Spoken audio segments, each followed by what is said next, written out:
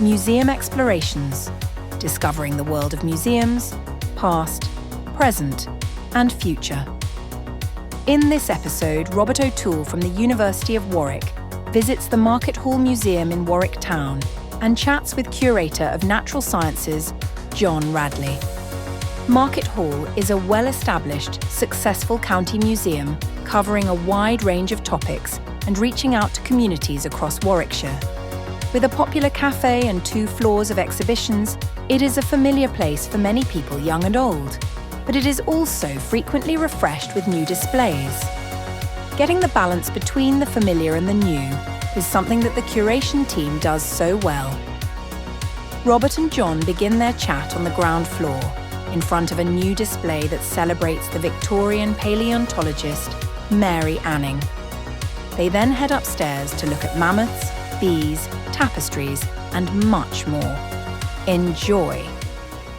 Nice to meet you, Jon. We've communicated over Twitter in the past, I think, but not directly with you as, how do I pronounce it? Oisin. Oisin. Oisin the deer, yes. It's Irish. Absolutely. Irish elk. Yeah, he's a giant Irish elk, or giant Irish deer.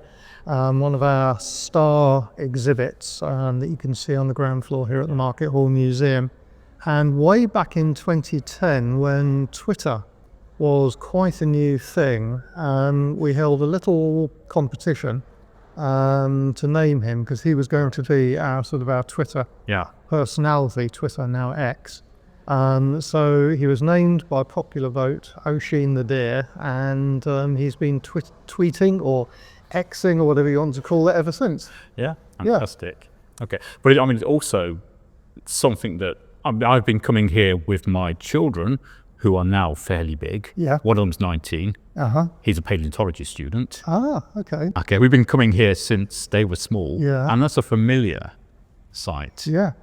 For all that time. And I think there's a bear as well, isn't there? We have a bear. I mean, going back just, I suppose, to our relatively recent history, we gained a lottery award, an HLF award in 2015, and we underwent a period of refurbishment that lasted 2 years.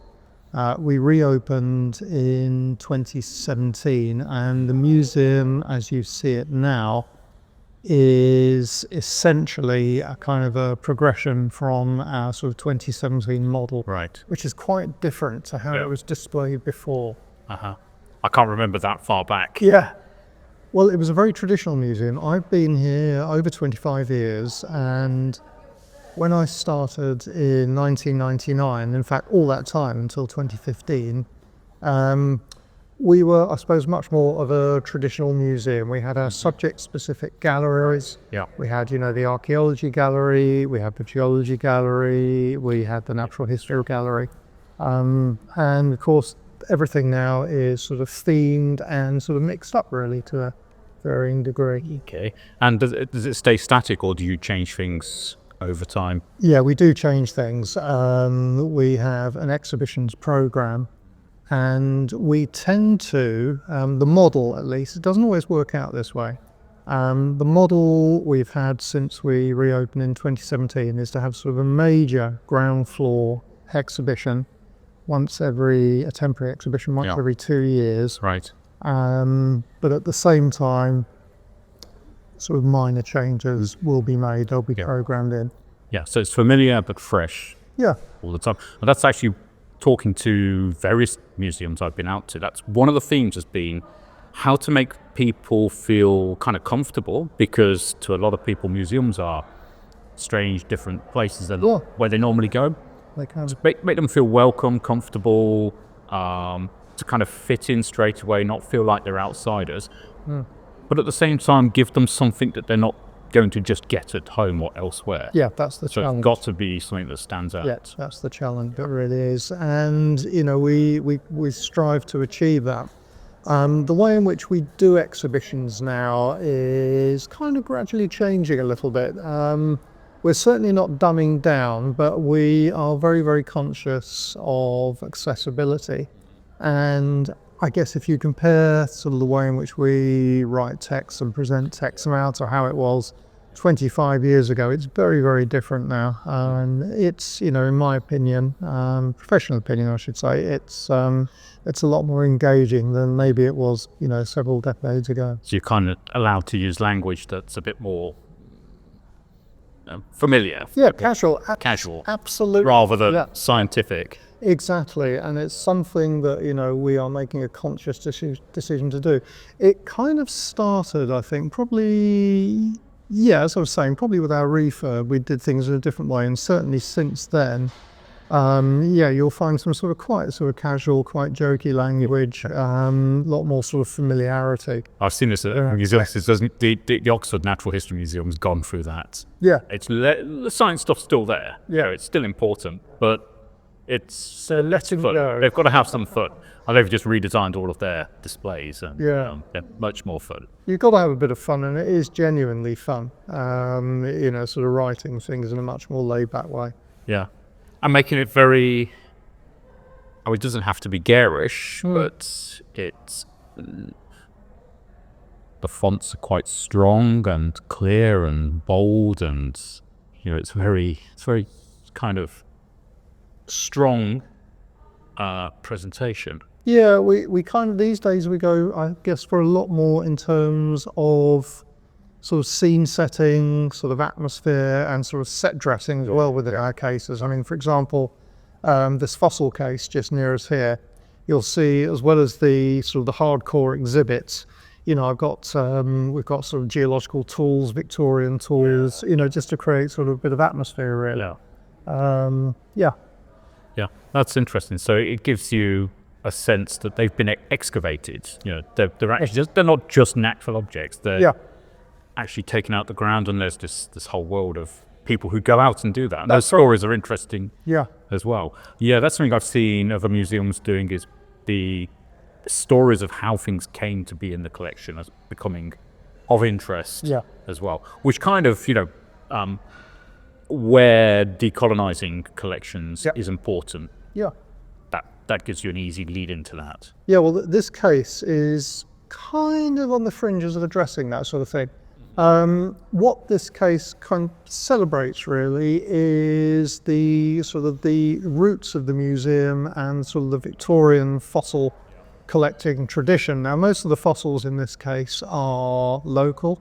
From the Blue Lias? From the Blue Lias, absolutely. Warwickshire has a very, very rich fossil collecting heritage, certainly back in the 19th century when there were a lot more quarries.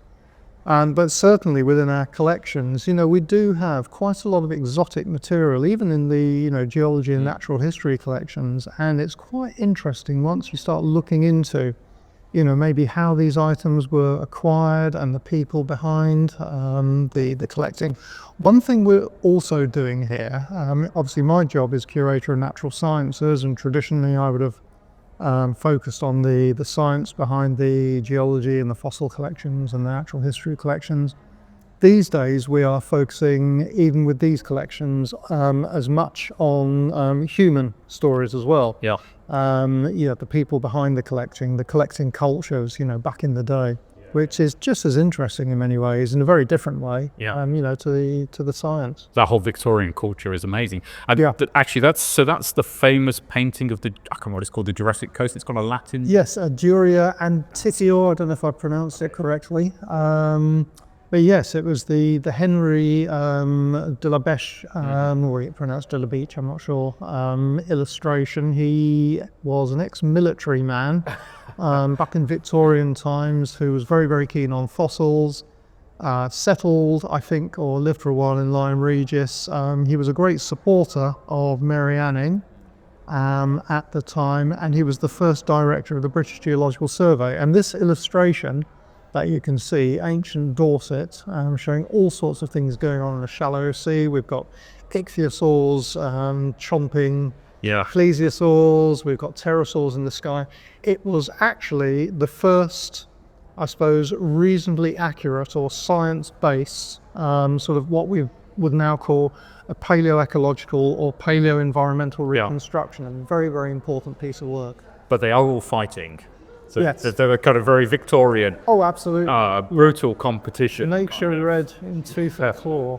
Yeah, completely. Yeah. Brilliant illustration. Which says something about the attitudes, how they interpreted what they were finding. Yeah, I think we have at home, we've got a modern equivalent of that, but it's much more peaceful. There's a guy lives in, I think it's, or I have to look it up, Lyme Regis, I think, and a paleo artist. Yeah. And the modern versions are, he does lots of these, and they are much more tranquil and peaceful. I've seen a similar one. I remember buying a copy of it many, many years ago at the Dorset County Museum. So maybe that's a similar thing, slightly more colourful. Yeah, more colourful. Yeah, slightly more laid back. That's probably the one. But yeah, I mean, Victorian collecting was very, very interesting, and it was all about sort of man's dominance, sort of over nature. You know, man with a capital N. Understand the science, what was going on there. Knowledge is power, and basically, I think our predecessors were essentially, you know, reconstructing nature and their own terms, you know, within their cabinets. It's not the way we do things these days, but it's fascinating to think about. Amazing. So, fantastic. The whole thing, it kind of constantly evolves then, and but you've definitely got a style. There's definitely a look and a style and a way of laying things out here that's... Yeah, we do adhere to, you know, sort of certain themes, I mean, in practical terms, certain fonts, certain colours, for, you know, standardisation and branding and accessibility as well. It's not just paleontology. Yep. There's lots of other things I can see. A beautiful dress there, so there's some textiles. Yep. There's some hats. Yep. And I think around the rest, it's quite a big museum. Yeah. For is it a town museum or is it a county? It's a county. It's a county museum. So the Warwick County Museum. So and I remember upstairs there's a pretty spectacular. Get the right term. Where it's a picture made out of fabric. We've got our Sheldon Tapestry map. Tapestry. Yes, and very, very important exhibit, the Sheldon Tapestry map of Warwickshire. One of our prize exhibits. Which is always, for local people, always fun to look at that and it's kind of great fun to look at where things are. Yeah, where things are and how, you know, place names have evolved over the centuries. So it's doing that sort of county museum thing nicely as well. Yeah. The collection's used with all kinds of people, schools. I think my wife has had her schools come here. And schools coming here. Schools also use some of our other services. For example, our learning and community engagement department down at the St John's House Museum. They do a lot of school provision. We do all sorts of things. We cater for sort of various groups. We've got our very popular Arty Tots event every Monday for grandparents and their grandchildren. Yeah. Okay. And I think one thing I've noticed about it is that it works well for all ages and all kinds of people. Yeah. From very small to, there was a couple of older people in the cafe there. Yeah. Clearly enjoying it, and they sounded like they're real museum experts. Yeah. So, do you have a strong community of supporters who help? Yes, we do. I mean, we have a lot of volunteers in various roles. I mean, here at the Market Hall, we have gallery volunteers who sort of provide gallery tours. But behind the scenes, because I mean, what you're seeing here is only the public, you know, sort of facing element. Behind the scenes, we have our collections, not held here at the Market Hall, held outside of Warwick. Yeah. And we have volunteers, regular volunteers there who help us with a range of, you know, collections-related tasks. Okay. Yeah, I think probably people don't necessarily appreciate just how big an operation for a museum like this actually is. Yeah, I mean, it's bigger than it was in that, you know, since we reopened in 2017, we've now got a very busy and very successful museum cafe. You know, the shop has kind of really upped its game over the last 10 years. It's quite a big operation, quite varied. And lots of events, activities, exhibitions, all the time. So the impression I'm getting, and actually, you know, I get that when I come here, it's a kind of well sorted museum. It's working well, everything. Yeah. But are there things that you're kind of struggling with, challenges, or big ambitions that you... Well, I suppose our challenges are the same as most museums. It comes down to resources, staffing, time, money, which all kind of sort of combine, in the same pressure or challenge, really. But somehow, through effective management, hard work and positivity, we don't just sort of exist and carry on, but we are actually thriving and, do continue to provide sort of new exhibitions and activities. Fantastic. Very impressive. I think it's a fantastic place. I'm really Yeah. always really happy to come here. Oh, you've got a microscope. I've always liked the microscopes. Oh yeah, that's once again one of our 2017 innovations, video microscope. So How would you don't have a huge amount of electronic stuff, and I often see going to museums fancy electronic stuff that's broken. well, yeah, we do have some fairly basic digital interactives, and yes, it has been a bit of a challenge to maintain, and we're kind of going the other way again. Always sort of looking for simpler solutions. I run what's actually my main thing is I run the Digital Arts and Humanities Lab. Yes. So we do work on AI and VR and Yep. all that kind of stuff. Got another little bench here if you want to sit down. Oh, that's nice to be located.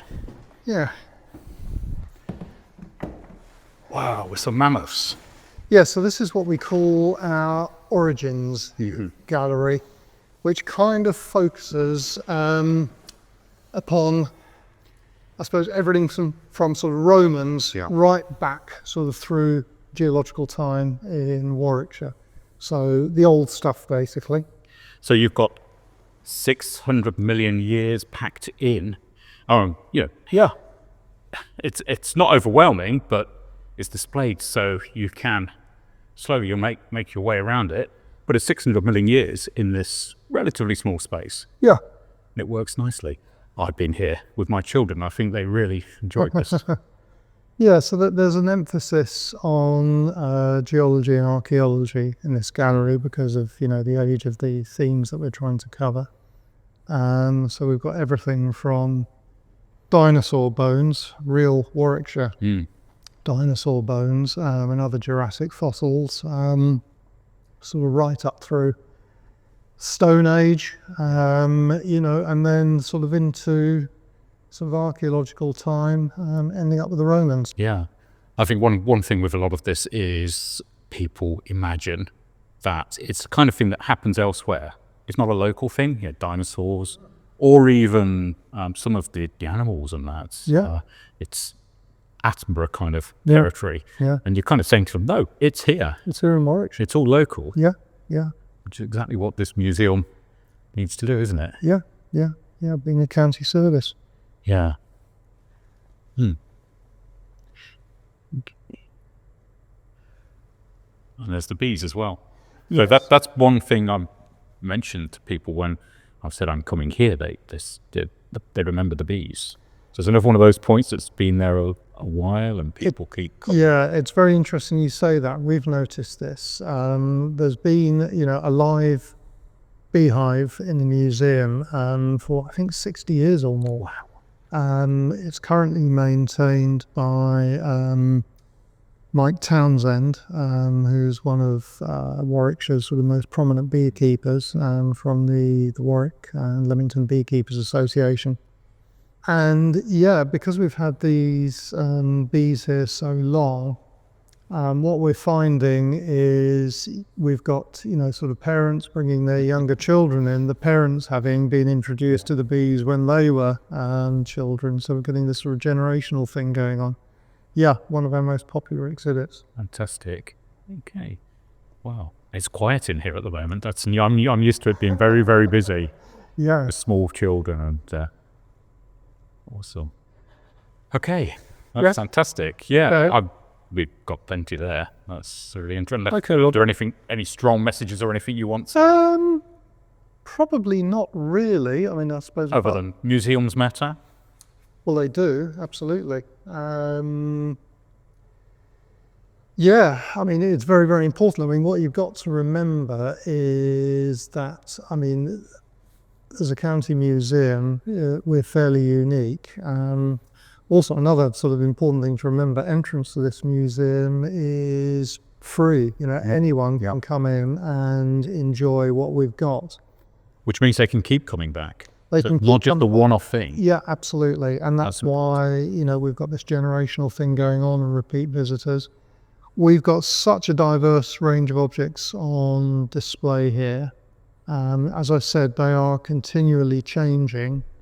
The display that I was showing you downstairs, the sort of Victorian fossil collecting theme, is kind of scene setting for quite an interesting exhibit that should be arriving in 2 days' time.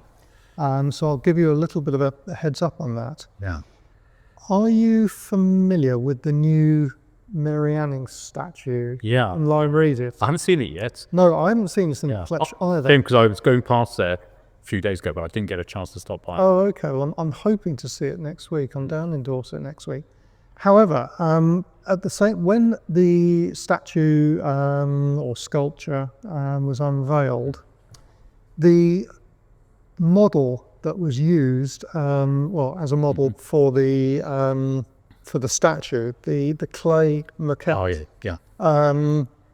The clay maquette of Mary Anning embarked on a tour of museums, and it's going to be our turn in 2 days' time. Oh, nice. So Mary Anning will be coming to the museum. She will be staying for several months with us before she moves on again. And the case that I showed you downstairs is that is where she's going to be. So that is almost like setting the scene for Mary Anning's arrival in 2 days' time. So we're really excited about that. That's going to be fantastic. Yeah, really looking forward to it. Definitely come back and see that. Please do. Please do. Okay, well, thanks, Jon Radley. Yeah, thank you. Curator, I didn't introduce you at the start, curator of natural history. Natural sciences. Natural science. Yes, so it sort of covers geology, paleontology, the fossils, and the natural history as well. Brilliant, thank you. Excellent, thank you. Entry to Market Hall is free. The museum is open Tuesday to Saturday from 10 a.m. to 5 p.m. It is a 17-minute walk from the railway station. There is some car parking in the surrounding streets, as well as multi-storey car parks nearby.